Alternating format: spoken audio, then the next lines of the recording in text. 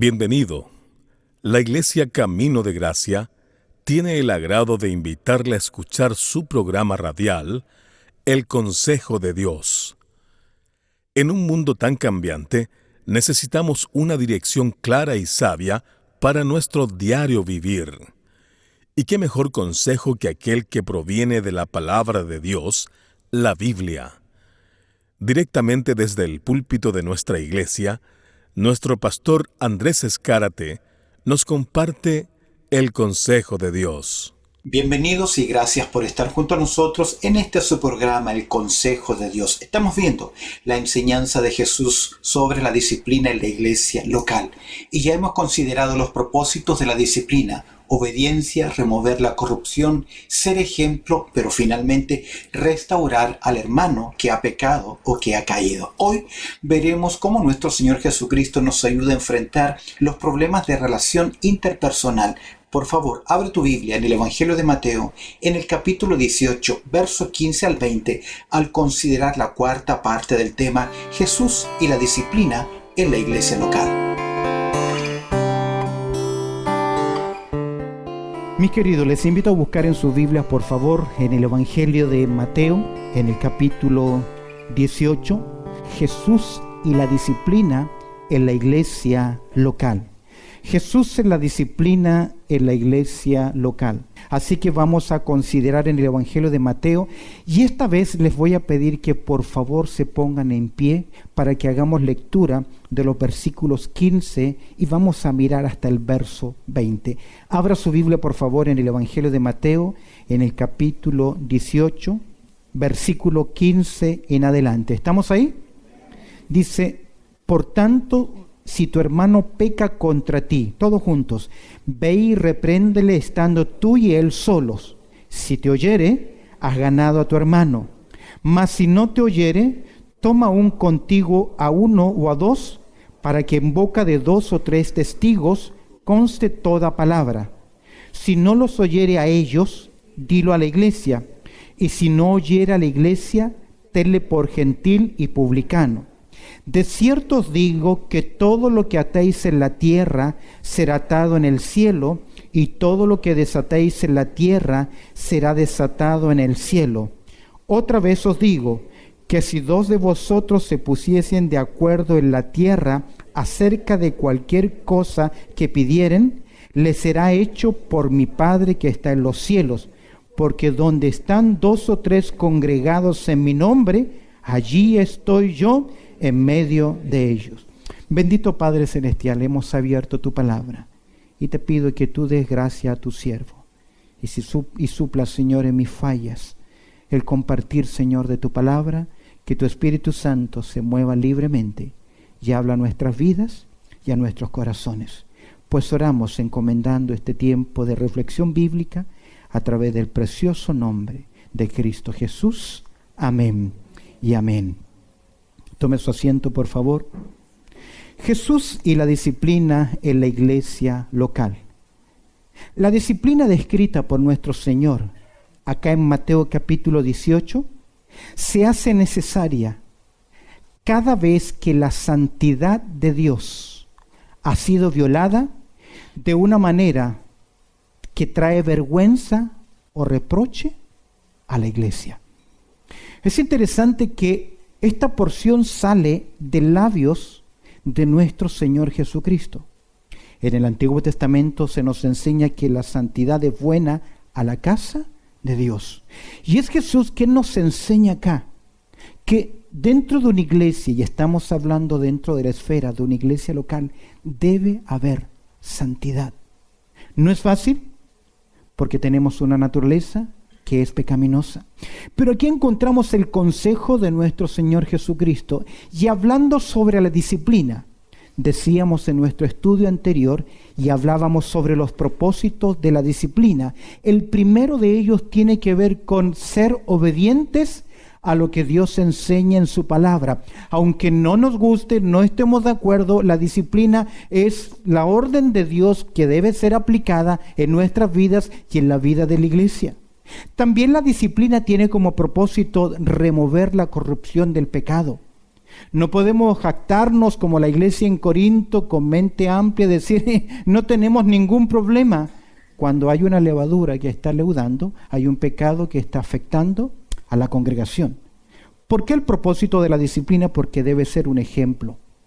Y debe ser freno también a otros creyentes, que muchas veces es más fácil imitar lo malo que lo bueno. Y finalmente, el propósito final de la confrontación, de la disciplina, no es eliminar a la persona con arrogancia y con prepotencia y confrontarle como echando agua caliente. No, en ninguna manera. El propósito tiene que ver con la restauración del hermano que ha caído. La restauración tiene que ver con volver no solamente a la comunión, sino que la idea es volver a los principios de la palabra de Dios y también al ejercicio dentro de la iglesia. Con eso en mente, quiero que en el día de hoy hagamos algunas observaciones a este pasaje de Mateo, capítulo 18. Vamos a ver algunas verdades que extraemos de este pasaje y que deben ser también enseñanza y advertencia para nosotros. Y quiero que observes conmigo, Biblia abierta, por favor. Puedes seguir el bosquejo en tu boletín, también los puntos aquí en la pantalla. Y quiero que observes conmigo, en primer lugar, la primera verdad que extraemos de esta porción. Y yo le he denominado la verdad de la pertenencia. ¿Por qué la verdad de la pertenencia? Porque lo primero que encuentro acá es, por tanto, si qué. Si tú, hermano. Jesús está hablando de una congregación. Tal vez aún no se ha fundado aún la iglesia, porque no ha comenzado, la iglesia comienza en el día de Pentecostés, pero ya nuestro Señor nos está enseñando acerca de la importancia de ¿qué? De la iglesia. Pero me llama mucho la atención que el texto comienza con un por tanto. Esa expresión por tanto es una consecuencia de lo dicho anteriormente. Si tú abres tu Biblia, por favor, en el Evangelio de Mateo, en el capítulo 18, quiero que observes panorámicamente el capítulo 18. Jesús viene hablando de los más pequeños y de la importancia que tiene para Jesús el más pequeño o la oveja perdida. De hecho, en los versos 1 al 5 encontramos la importancia de tener humildad, de no ser de tropiezo a un creyente, a alguien más pequeño. ¿Por qué? Porque a Jesús le interesa.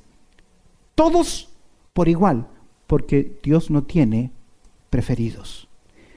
Hay creyentes que son más débiles, hay creyentes que son más nuevos. Vemos acá en verso 1 al 5 la importancia de la humildad, pero también versos 6 al 9 vemos que usted y yo no podemos ser de tropiezo a otro creyente que es más pequeño, y aún la sentencia es fuerte. Verso 10 al 14, si lo miras, ahí en algunas Biblias aparece como la parábola de la oveja perdida. Tanto es el interés por ese pequeño, por ese hermano más pequeñito, que Jesús está dispuesto a dejar las 99 por salir en busca de ¿quién?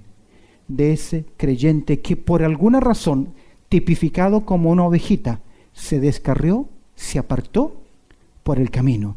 Ese es el contexto. Por tanto, Dios está interesado, escúcheme bien, en la armonía en el seno de la iglesia local. Siempre habrá dificultades, pero quien siente temor de Dios estará dispuesto a hacer lo que hizo nuestro Señor Jesucristo, buscar al hermano caído. De hecho, la exhortación bíblica, si tú puedes observarlo conmigo en Efesios, en el capítulo 4, quiero mencionar 3 versículos para que veamos esa importancia de la pertenencia como cuerpo, como iglesia local. La exhortación en Efesios capítulo 4, verso 3 es: solícitos ¿en qué cosa? En guardar la unidad del Espíritu en el vínculo de la paz. Nosotros no creamos la unidad es porque estamos en Cristo y es el vínculo espiritual, pero mi responsabilidad, ¿cuál es? Guardar la pertenencia. Mira Romanos capítulo 12, verso 18.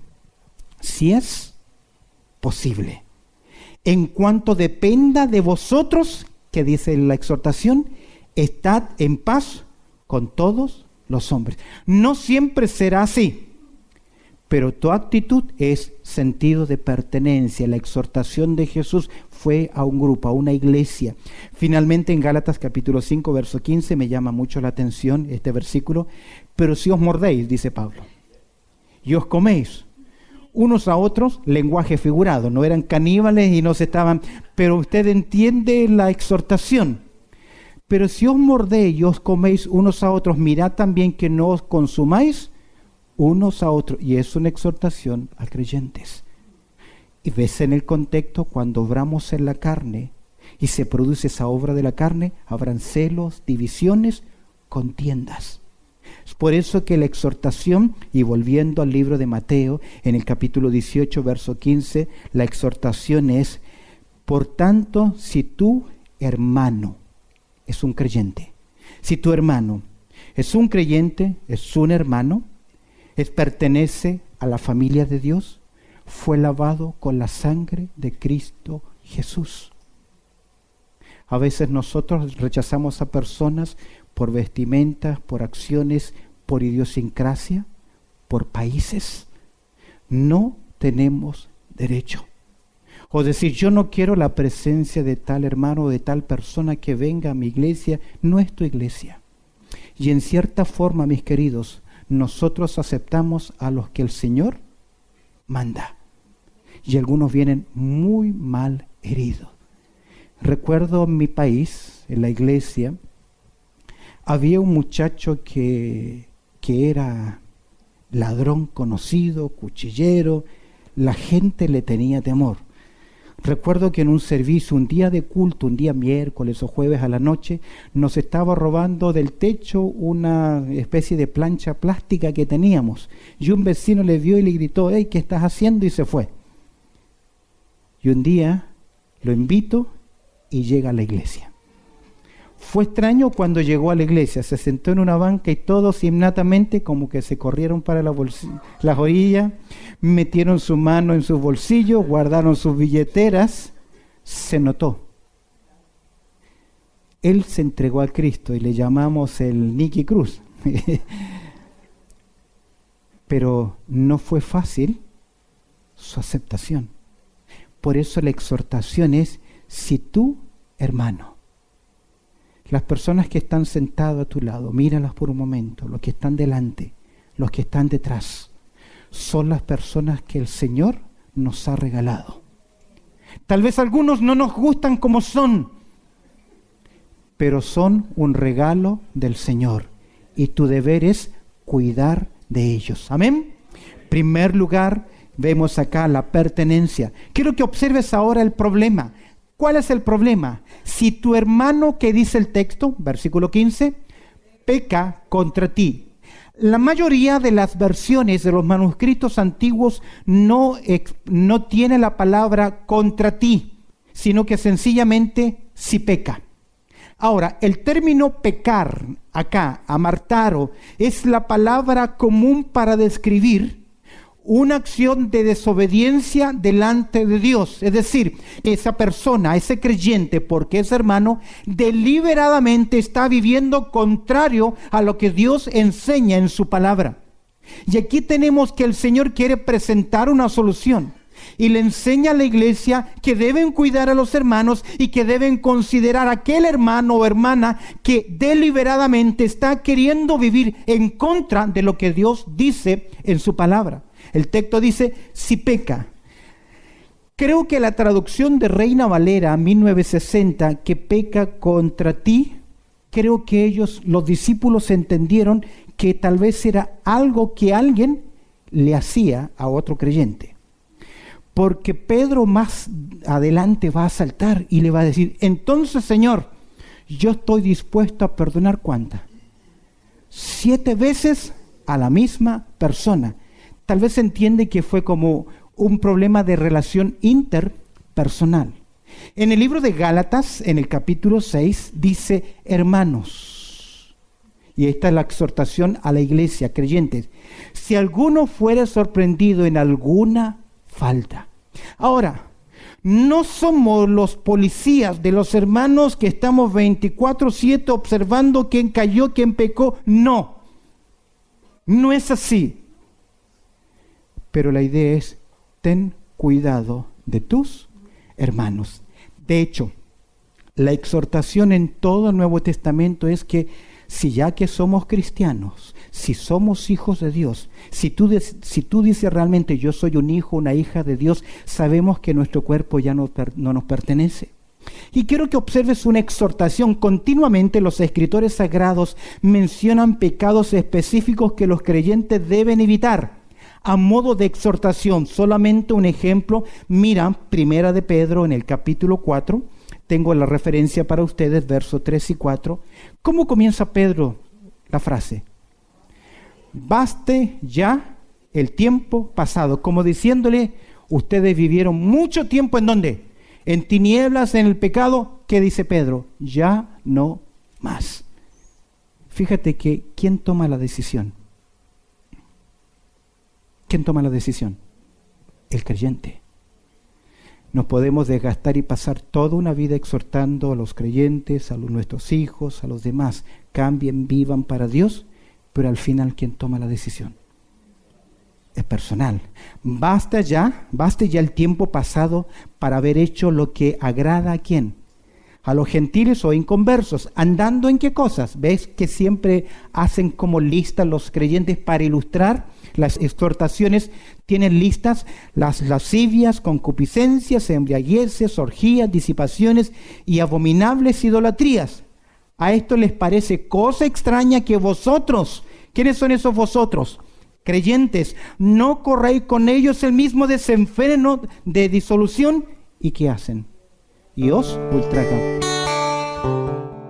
No hay otro lugar de salvación que no sea en Cristo Jesús, y nadie que pertenezca al pueblo de Dios puede entrar a la ciudad celestial. Es por eso que Jesús nos dice: venid a mí como estás trabajado y cargado, que yo os haré descansar. Si tú nunca antes has tomado este paso de fe, de recibir a Cristo como tu Salvador personal, hoy puedes tomar esa decisión y marcar el destino de tu alma. Dile a Jesús así: Jesús, reconozco que soy un pecador y que he vivido lejos de ti, pero hoy, en un acto de fe, abro la puerta de mi corazón y te recibo, Jesús, como mi Salvador personal. Perdóname y ayúdame a seguir tus enseñanzas. Amén. Si has tomado este paso de fe de acuerdo a las Escrituras y por la fe que tú has depositado en Cristo Jesús, eres un hijo de Dios, una nueva semilla que necesita ser plantada en una iglesia local para que crezca para la gloria de Dios. Las puertas de nuestra iglesia están abiertas. Recuerda, 10 de la mañana comienza nuestro servicio dominical. De igual forma nos puedes seguir a través de las redes sociales. Queremos conocerte y ayudarte en tu nueva vida en Cristo. Dios te bendiga.